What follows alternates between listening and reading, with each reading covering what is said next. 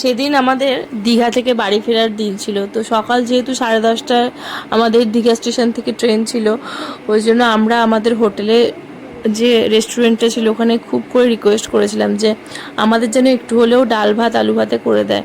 তো খেতে গিয়ে দেখি ডাল ভাত আলু ভাতে আলু পোস্ত আলু ভাজা অনেক কিছুই ওরা বানিয়ে দিয়েছিল আমাদের জন্য। আসলে যেহেতু আমাদের সবারই শরীরটা খারাপ ছিল, সবারই লুজ মোশন আর বমি হয়েছিল, বিশেষ করে আমার, দিদির, রিমার, অরিন্দমদার এদেরই বেশি হয়েছিল। তো ওই জন্য ভাত ছাড়া অন্য কিছুই খাওয়া সম্ভব ছিল না।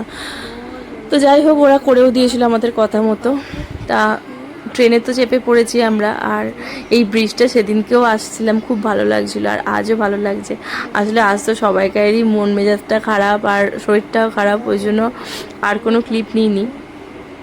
আর সেদিনকে বাইরে বেশ বৃষ্টি পড়ছিল, মানে আমরা হোটেল থেকে বেরিয়েছিলামই বৃষ্টি মাথায় নিয়ে। তো সারাক্ষণ ট্রেনেও বেশ বৃষ্টি পেয়েছিলাম আমরা। তো যাই হোক, আমরা চন্দননগর চলে এসেছি, এসে একটু খাওয়া দাওয়া করে নিলাম। এখানে সৌম্য, রিমা, অরিন্দমদা বসেছে আর আমরা ছেলে মেয়েগুলোকে নিয়ে ঘরে খেয়ে নিলাম।